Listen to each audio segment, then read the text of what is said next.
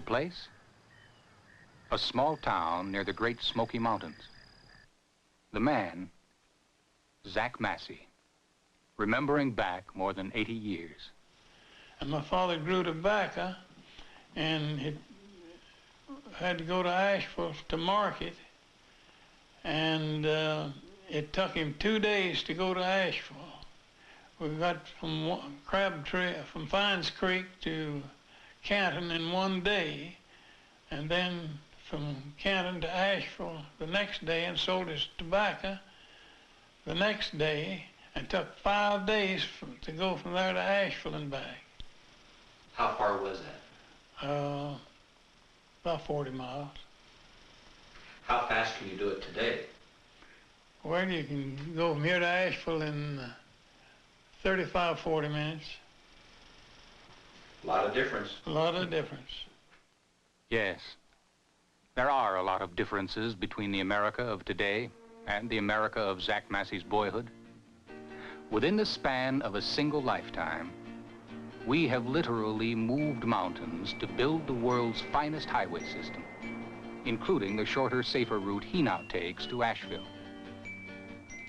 And this road network, the backbone of our transportation system, has had a profound effect on all our lives. Whether we live in quiet little country towns or in the more heavily populated metropolitan areas.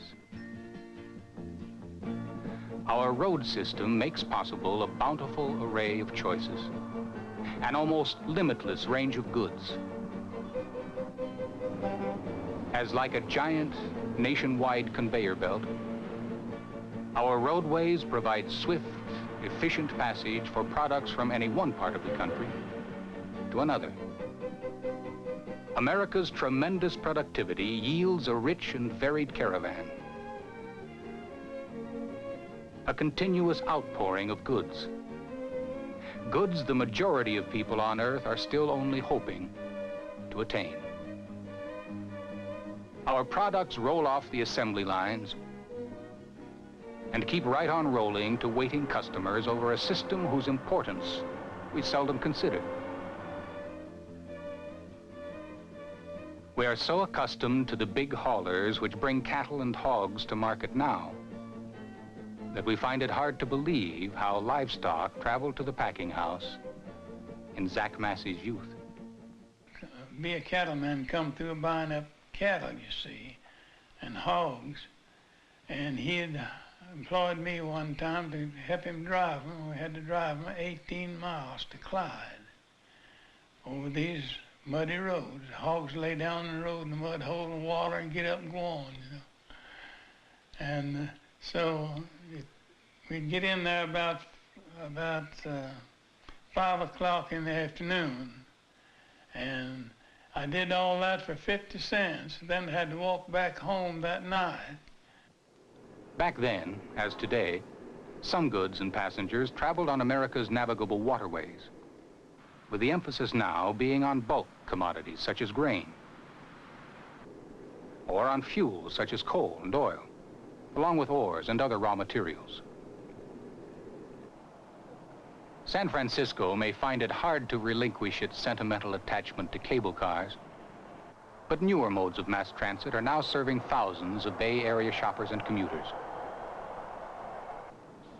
And other metropolitan areas daily meet the challenge of transporting thousands over relatively short distances.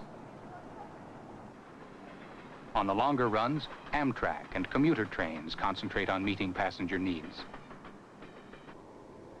However, most railroads today move freight, so that even when goods are carried by another means of transit, the relationship between highways and other forms of transportation is apparent. The package that goes on the railroad flat car is equally at home on the road. And highways provide the connection between manufacturing plants and their shipping facilities, or between a ship and customers on shore. Air freight is also likely to travel road lanes as well as air lanes. And air travelers, familiar with the fact that airports tend to be far out places, are also aware of the essential earthbound links in the chain. For while each is important in its own right, all are ultimately dependent upon our highway system. All must ultimately acknowledge the basic nature of the down-to-earth network through which the throbbing pulse, the lifeblood of commerce, largely flows. A part of that commerce ends up on our tables. And thanks to our highway system, we eat better than any other nation in the world, enjoying a variety of fresh, crisp produce which is usually only minutes away from the growing fields when it takes to the road. Produce which is rushed to consumers all across the country while it is still tasty and packed with nutrition. Hey, good buddy, this here's Humpty Dumpty heading out for Big D. I want you to give me plenty of room. I got 250,000 eggs on board, and I don't want any crack-ups. 10-4? Cold storage eggs once made the first meal of the day an unappetizing one. But not anymore. The hens of Arkansas now have a highway connection with the breakfast plates of America, and cold storage eggs are a thing of the past. And this intricate and vital network not only provides for the movement of goods, but also for delivery right to the door in many cases, no matter how out of the way a destination may be. It affords easy accessibility over almost any kind of terrain, and provides for convenient and dependable connections. In short, no other method of transportation quite compares with the one which gets almost anything, almost anywhere, as everything rides on the roads.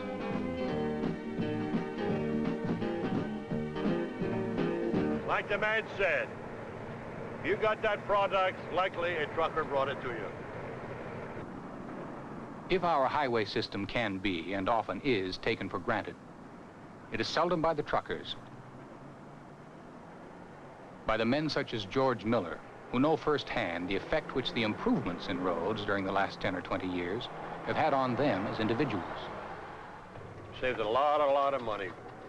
I mean, saves fuel. I'll say, with these interstate highways, I'll say you save 40 gallons of fuel right between here and Chicago when I stop and start. Because you stop and start, it takes more fuel. But after you're rolling, you get your rolling speed, you're 55 miles an hour with the federal law requires, you can just hold and set and hold that all day long. No problem. But the roads is good, the roads ain't bouncy, you don't break up your equipment. You don't tear up your tires, you don't bust your tires up. You don't tear your transmission up, your engine up. You just keep running steady speed all day long. For instance, I'm a meat man.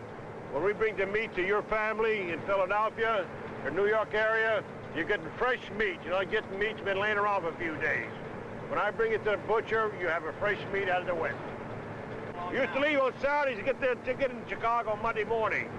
But now we can eat dinner at home on Sunday and be there for Monday morning. There's no comparison between the roads today and the old roads. The old roads were very dangerous. Half a place when he broke down in the olden days, you couldn't even get to the side. But today, you can get on the side of these roads. They have cutoffs. They got some of the finest rest areas ever was on these roads today.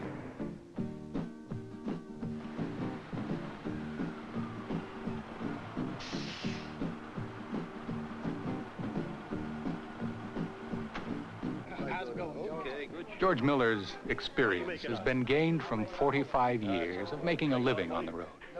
Good morning, George. Good morning. How you doing? How come you're so late? You had a bad night last bad night. How come? What happened? Well, I don't want to say. Gonna have breakfast or just coffee? No, just coffee. Okay. Thank you. But most of us don't put in quite that much time getting acquainted with highway conditions nationwide. True, 2 out of 10 American families move every year, often to improve their standards of living. But it is unlikely that they give much credit to ease of travel for making possible a wider choice of career opportunities.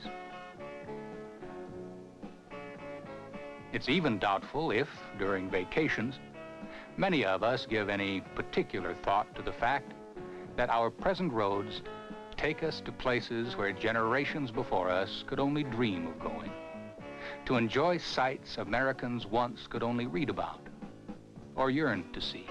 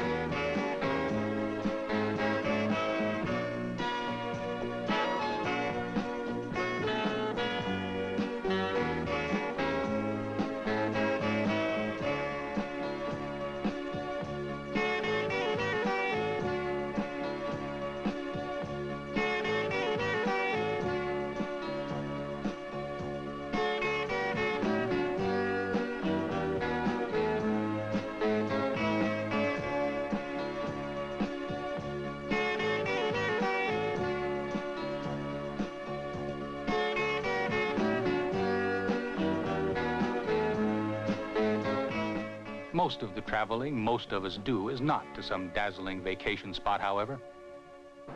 Most of it is the day after day after day kind. The stop-and-go fundamentals of going to town to shop or driving back and forth to work. But if our road system has given us a choice of lifestyles, freeing many workers from living in the shadows of the factories, it has also been a two-way street.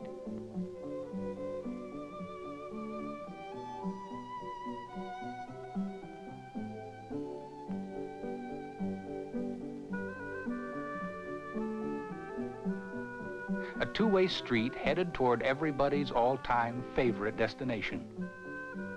For whether we're driving a rental from the airport or using the family car all the way, it is always the highway which leads the way back home. Are you hungry? Yeah, I got that turkey ready.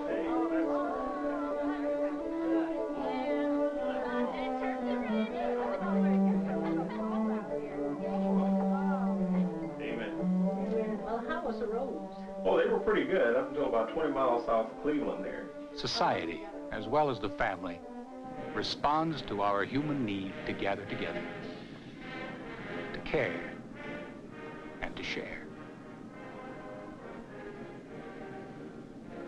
And all of the big events, all of the choices society offers, are dependent on the highway system, both to gather the groups together and to disperse them afterward.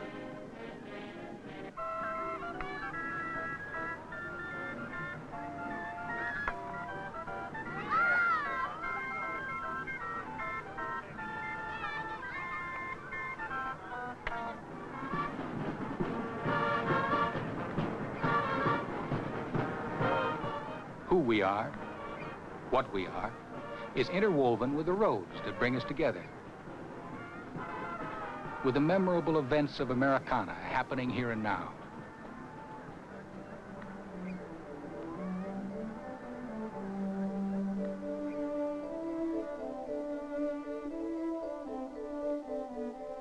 A small-town festival, a county fair, or a Mardi Gras. The differences are only those of degree. For we are social beings, and whatever our social problems, we move more often toward one another than away. Gathering together in celebration, seeking to rise above whatever interferes with a sense of community.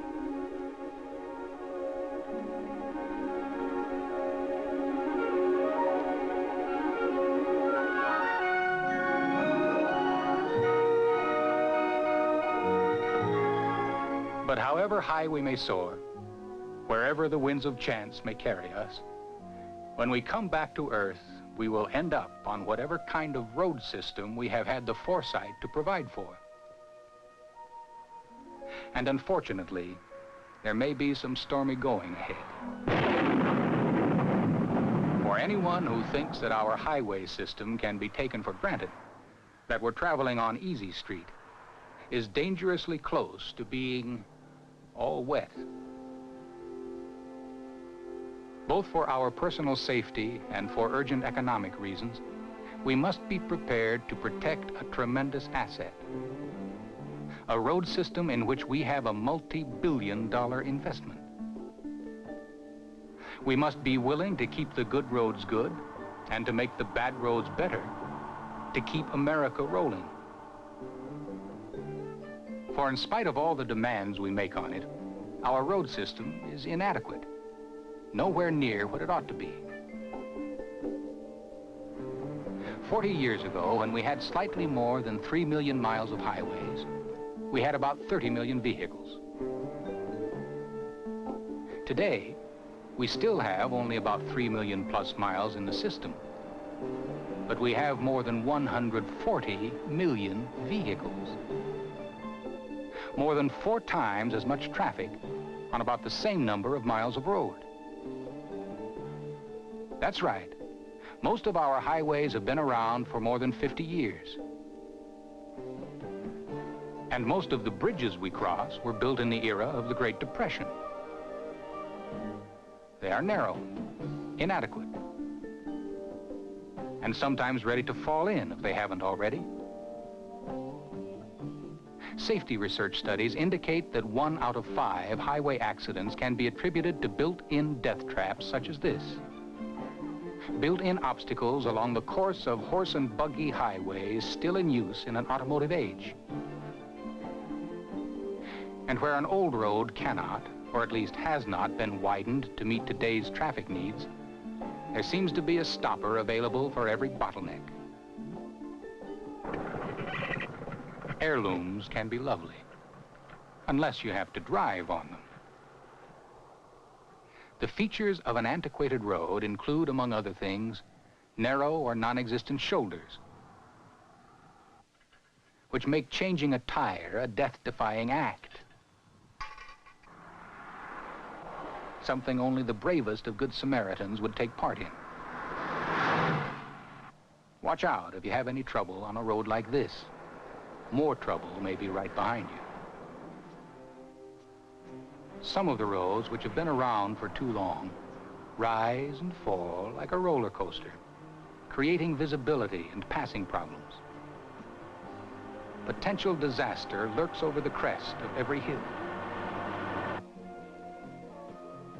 The sinking feeling in the pit of your stomach, experienced at the bottom of some of the dips, is nothing compared to...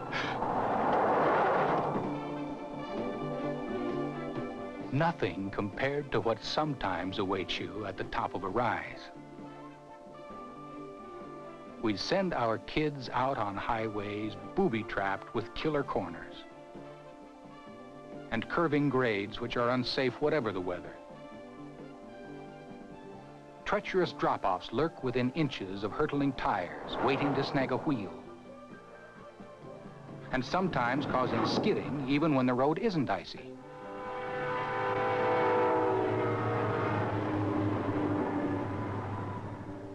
Rail crossings, as you may have noticed, can often be as rough as tank traps. Real axle busters which shuck off mufflers right and left, adding to the cost we incur from bad roads. And they do cost. Counting vehicle wear and tear and increased fuel consumption, a road like this costs nearly twice as much per mile. Nearly twice as much to drive as a safer, more comfortable, and usually more direct road, such as this one. But weather is the great destroyer. As freezing and thawing split surfaces asunder,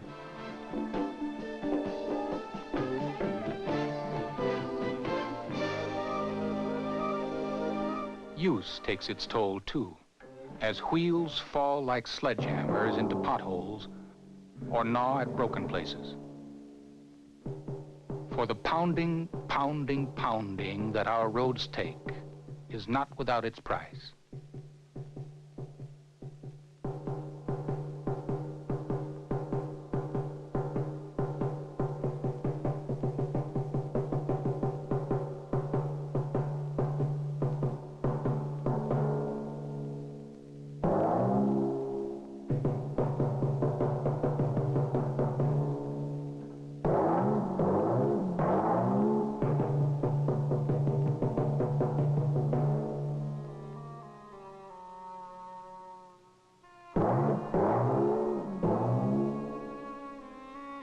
It should come as no surprise that our roads are wearing out 50% faster than road crews can repair them. And if we suffer from all the jouncing, the springs and shock absorbers are often faring worse. Little wonder that many of the cars still in operation look hardly better than the ones that are not. Little wonder that the screens around the junkyards cannot hide the fact that our $35 billion a year loss from accident damage is mounting ever higher, compounded by the pain and suffering of losses too great to measure. Even the interstates, safest of all our highways, are now upwards of 20 years old, some of them, and the older ones are in need of repair and resurfacing. The interstate system serves and benefits the total population, yet it makes up less than 2% of our total road mileage.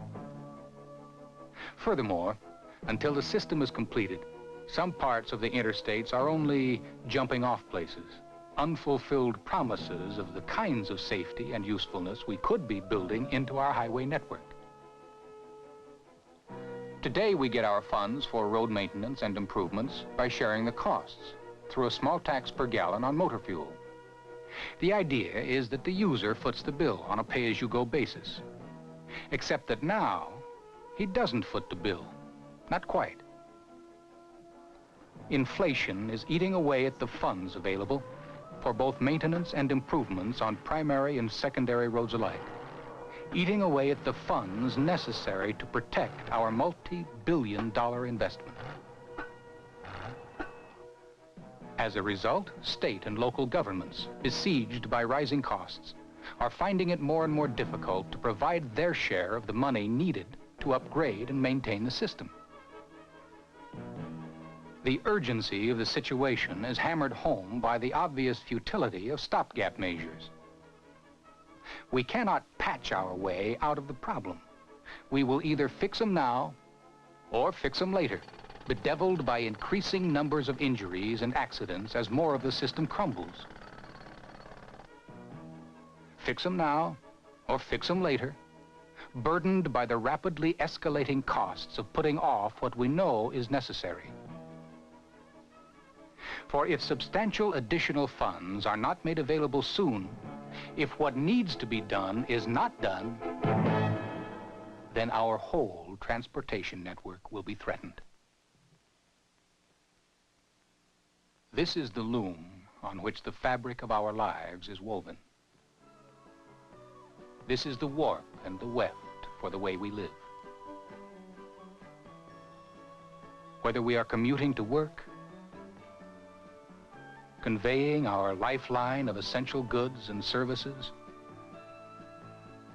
bringing farm products into the distribution centers,